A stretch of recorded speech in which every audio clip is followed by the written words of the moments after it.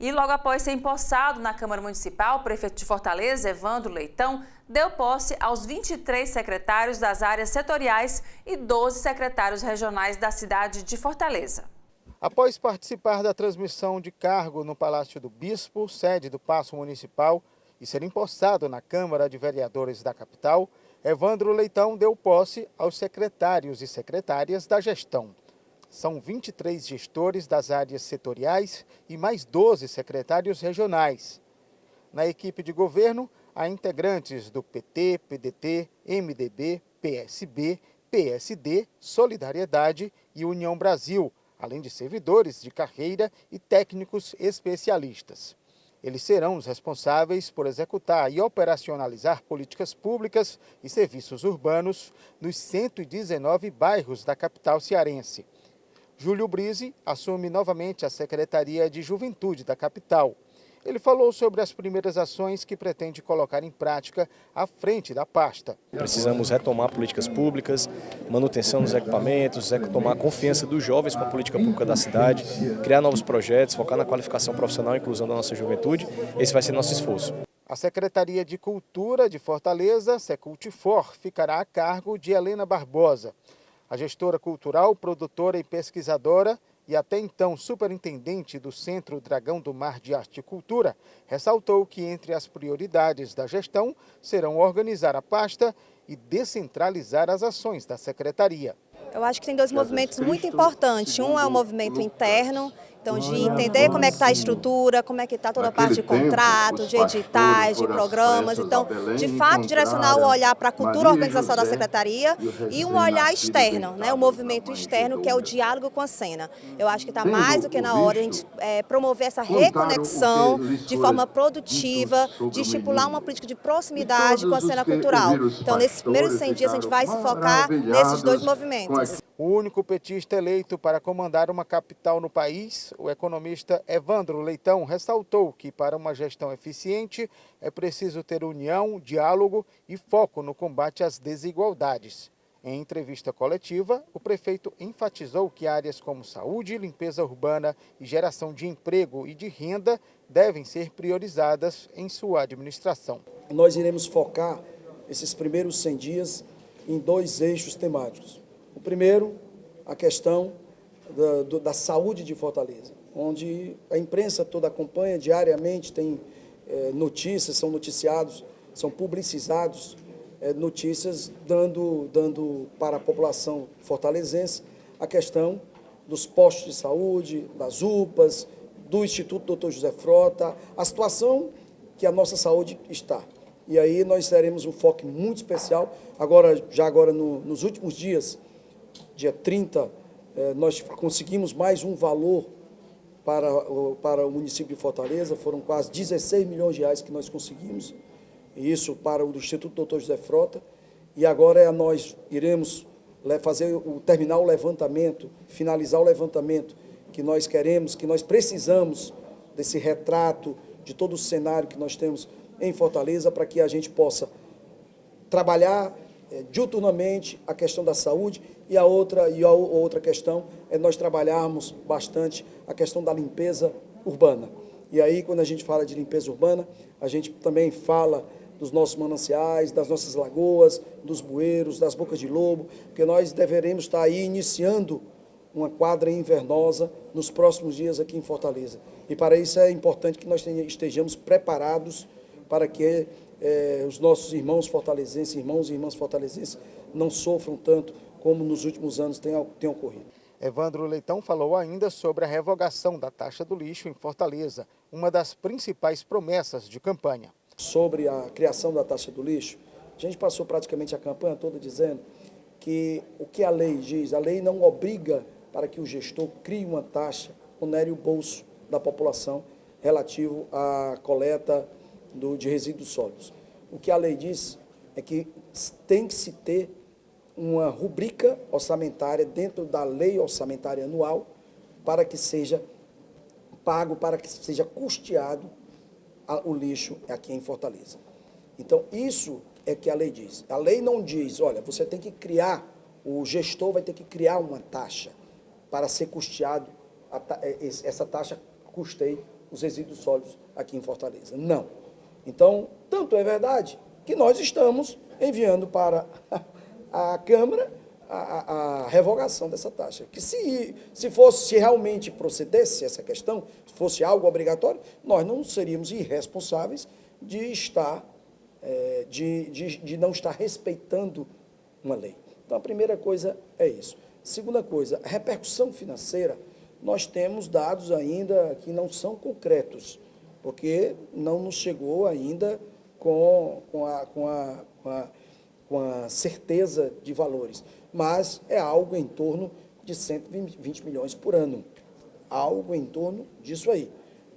Bote aí 10 milhões por mês, dá algo em torno de 120 milhões por ano, algo em torno, repito. Então, o que nós iremos fazer é fazer da nossa gestão uma gestão eficiente, uma gestão que, primeira coisa que nós temos que fazer, ter controle dos gastos. Nós temos que ter controle dos gastos, por isso é importante que a gente faça uma avaliação em alguns contratos que tenham um impacto financeiro muito grande no erário municipal, e nós iremos, assim, fazer algumas avaliações sem criar nenhum tipo de insegurança jurídica a absolutamente ninguém. Não é pretensão nossa, não é desejo nosso romper contrato com absolutamente ninguém, mas nós vamos fazer avaliações, isso é fato.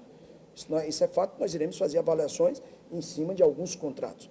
Então, para quê? Para que a gente entenda e compreende que muita coisa tem condições de nós avaliarmos e nós termos a condição de estar aí fazendo alguma redução no custeio, alguma redução nas despesas da Prefeitura, para que justamente essas reduções possam servir para que essas reduções possam custear o lixo aqui de Fortaleza. Fortaleza, eu sempre dizia, Fortaleza tem 298 anos, certo? Nos seus 298 anos, somente de 1 ano e meio para cá é que foi criada uma taxa. Os demais anos, durante 296 anos e meio aproximadamente, Fortaleza nunca teve uma taxa do lixo. Eu sei que você não pode comparar uma cidade de 50 anos atrás com a cidade de agora, dos dias atuais. Em termos de população, em termos de tamanho, é claro que avançou a cidade, mas nós temos condições de ter como parâmetro de 5 anos para cá. O secretário do Planejamento e Gestão do Ceará, Alexandre Cialdini, fez um balanço das ações da pasta no ano passado e sobre a reforma tributária ele também falou um pouquinho. Ele comentou ainda sobre as ações de união entre os 3 entes federativos do país, o governo federal, o governo estadual e a Prefeitura de Fortaleza para esse ano agora. Diante de todo o cenário de conjuntura econômica, de estrutura econômica também, eu acho que foi um ano positivo. Eu acho que a gente conseguiu no final do ano, convergir alguns indicadores importantíssimos no âmbito do Estado do Ceará. Nós conseguiremos agora, em 2025, ter um processo de cooperação em convergência com os 3 entes de governo. Eu estou falando aqui Fortaleza, Estado e União, né? Isso aí vai ser muito importante para a cidade de Fortaleza, para o Estado do Ceará. E é importante que esse processo ele venha ao encontro de políticas públicas de interesse comuns, né? A gente sempre abordou, trabalhou, estudou esses aspectos e a gente tem uma grande oportunidade para o Estado do Ceará de a gente conseguir, né, efetivar um conjunto do que a gente chama ação coletiva institucional.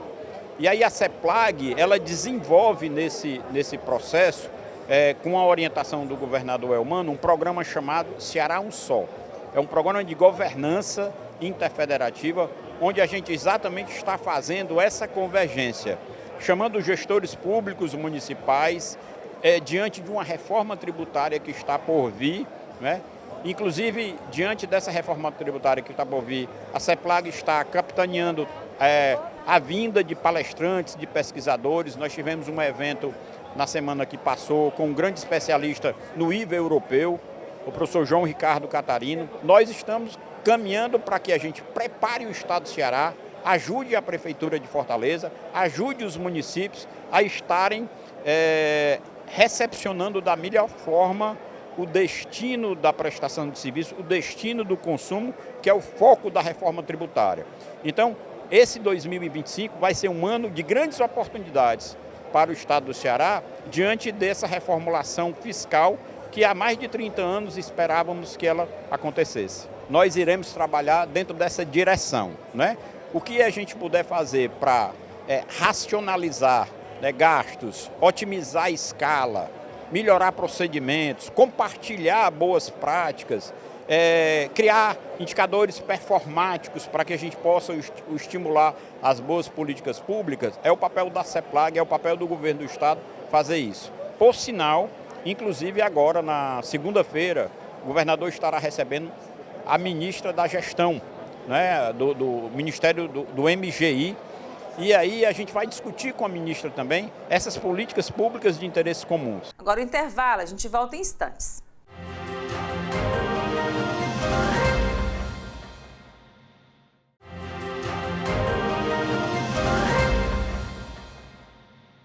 A Associação Brasileira de Empresas de Eventos finalizou o ano de 2024 com avaliação positiva de fortalecimento do setor e alguns obstáculos a serem vencidos, como a necessidade de aumento da malha aérea no estado. Confira mais detalhes com Enide Câmara, presidente da Associação Brasileira de Empresas de Eventos. O Brasil foi um ano pós-pandemia, um ano diferenciado, onde a gente começa a retomar os números de 2019, 2020, né?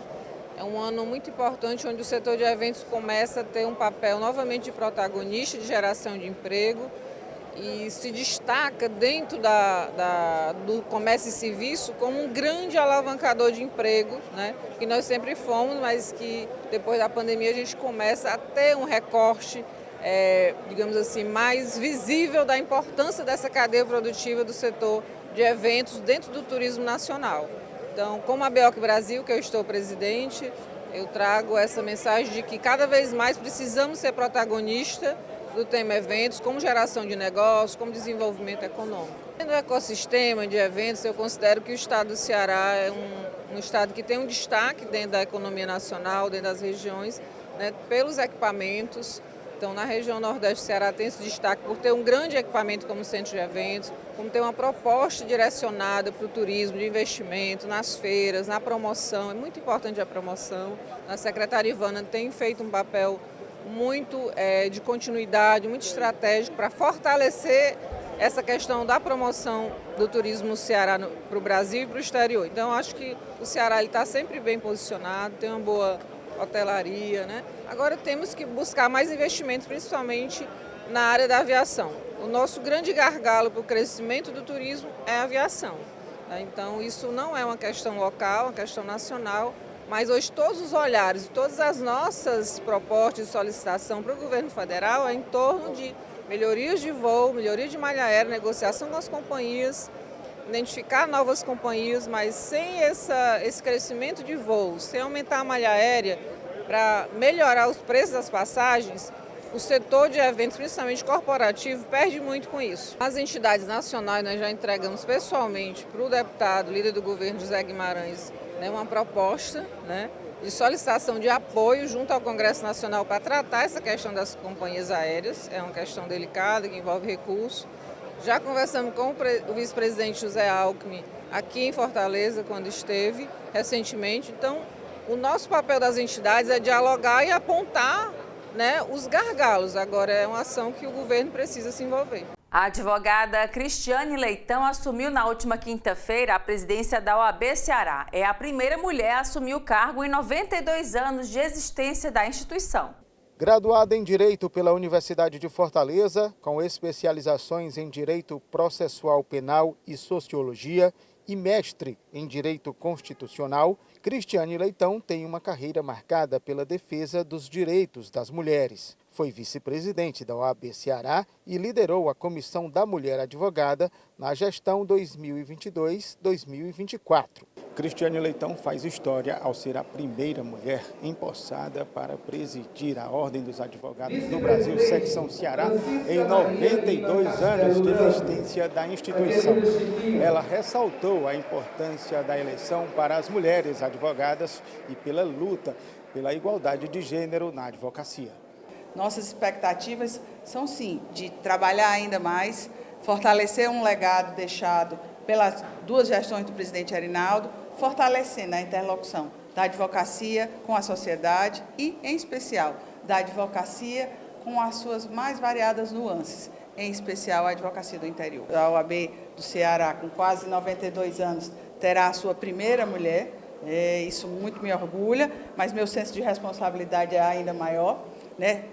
Viemos de uma construção coletiva de trabalho, em que o presidente Arinaldo e Davi, conosco, e dos demais diretores da nossa gestão, trabalhamos muito forte pela valorização da advocacia feminina. Hoje a advocacia feminina é sim a metade da advocacia, mas a gente ainda precisa avançar mais. Somos 3 presidentes no interior, aqui conosco, 3 presidentes que nas nossas 17 subseções, teremos 3 também lideradas por mulheres, e no Brasil somos 6. Então, é uma luta que se coloca, é a pauta feminina, trabalhando para levar a todas melhores condições de trabalho. Prioridade é a capacitação da advocacia.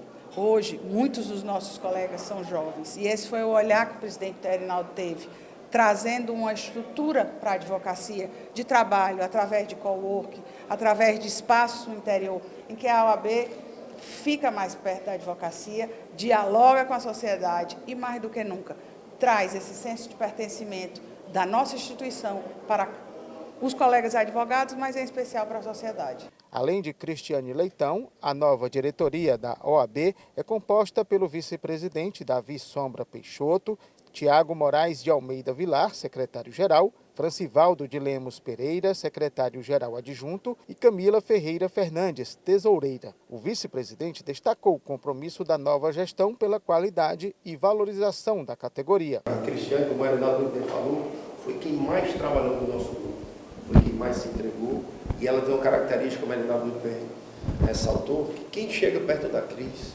e conversa com ela, sai sempre com uma perspectiva melhor, seja pessoal ou profissional. Então a OAB está muito bem representada, são mais de 55 mil advogados, e está na hora de uma mulher comandar, uma mulher mais sensível, mais perspicaz, com muita inteligência. A Cris atribui, tem todos esses atributos para muito bem conduzir. Eu tenho muito orgulho de ser vice-presidente dessa grande mulher, dessa grande advogada, que vai fazer história na OAB com uma bela gestão. Tenho certeza. O advogado Arinaldo Dantas, que deixa a presidência da OAB após 6 anos à frente da instituição, destacou a trajetória de Cristiane Leitão e o que a eleição dela representa para a inclusão e diversidade. Eu acho que o grande avanço que a gente vai ter aqui, a Cris vai manter todas as conquistas que nós tivemos ao longo desses 6 anos de gestão, mas vai trazer um olhar novo. Cris é muito empática, você chega perto dela, ela já quer saber qual o seu problema e como solucioná-lo. Então, eu acho que essa sensibilidade, essa capacidade de empatia, a solidariedade da Cris vai permitir que a gente tenha uma advocacia melhor ainda assistida do que foi nos últimos 6 anos. E eu tenho certeza que ela não apenas é a primeira mulher presidente da história da OAB, não apenas é a presidente eleita com uma quantidade de votos, uma percentual de toda a história da OAB, mas ela vai sair ao longo desse mandato como a maior presidente de toda a história, eu tenho certeza, já que ela tem um apoio maciço de toda a advocacia cearense. E o Destaques fica por aqui. Obrigada pela sua companhia e até o próximo programa.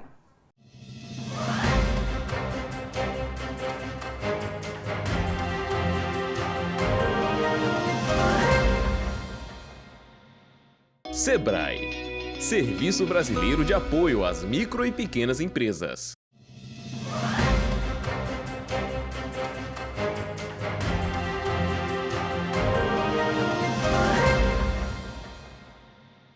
Sebrae, Serviço Brasileiro de Apoio às Micro e Pequenas Empresas.